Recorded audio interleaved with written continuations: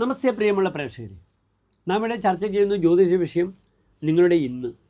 നിങ്ങളുടെ ഇന്നിൽ നാം ചർച്ചാ വിഷയമായി പ്രതിപാദിക്കുന്ന ഇന്നത്തെ ദിനം 1201 മിഥുനമാസം 2-ാം തീയതി, അതായത് 2026 ജൂൺ മാസം 17-ാം തീയതി ബുധനാഴ്ച ഗർഭിണികളും നാൽക്കാലികളും സഞ്ചരിക്കാറില്ല. അപ്രകാരമാണ് വെള്ളിയാഴ്ചയും. പലപ്പോഴും സ്ത്രീകളും പഴയ കാലത്ത് സഞ്ചരിക്കാറില്ല.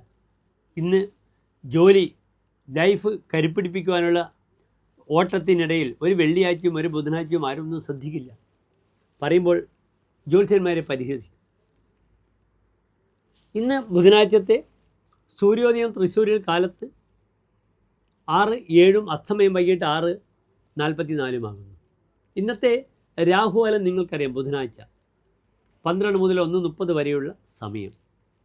ഇന്ന് തിഥി വെളുത്തപക്ഷത്തിലെ തൃതീയ തിഥിയാണ്. വെളുത്തപക്ഷത്തിൽ ചന്ദ്രൻ ബലവാനായി വരികയാണ്. ഇന്നത്തെ നക്ഷത്രം ഉച്ചയ്ക്ക് രാഹുകാലം വരെയുള്ള സമയം 1:30 വരെയുള്ള സമയം വെളുത്തപക്ഷത്തിലെ പുണർദ നക്ഷത്രവും അത് കഴിഞ്ഞാൽ പൂയൻ നക്ഷത്രവുമാണ്.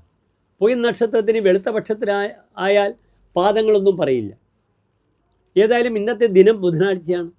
പുണർദവും പൂയവുമാണ്. എൻ്റെ പ്രിയമുള്ള പ്രേക്ഷകർക്ക് ഇന്നത്തെ ദിനം ശ്രീരാമസ്വാമി ക്ഷേത്രത്തിൽ ഹനുമാൻ സ്വാമിക്ക് അവൽ നിവേദ്യവും ശ്രീരാമസ്വാമിക്ക് അവിടെ തുളസിമാല പാൽപ്പായസം വഴിപാടെ സമർപ്പിക്കാം. ഇന്ന് പൂർണ്ണമായ ദിനവും ഹനുമാൻ സ്വാമിയും അപ്രകാരം തന്നെ ശ്രീരാമസ്വാമിയുമാകട്ടെ. ഓം ഹം ഹനുമതേ നമഃ എന്ന പ്രാർത്ഥന ഹനുമാൻ സ്വാമിക്ക്. ശ്രീരാമസ്വാമിക്ക് നിങ്ങൾക്കറിയാം. ശ്രീരാമ രാമ രാമേതി രമേ രാമേ മനോരമേ സഹസ്രനാമ തത്തുല്യം രാമനാമ വരാനനെ. ശ്രീരാമൻ്റെ പേര്, ആ പേര് മഹത്തായ നാമം 3 തവണ ഉച്ചരിച്ചു കഴിഞ്ഞാൽ വിഷ്ണു സഹസ്രനാമം ജപിക്കുന്നതിന് തുല്യമായി എന്നാണ് പറയുന്നത്.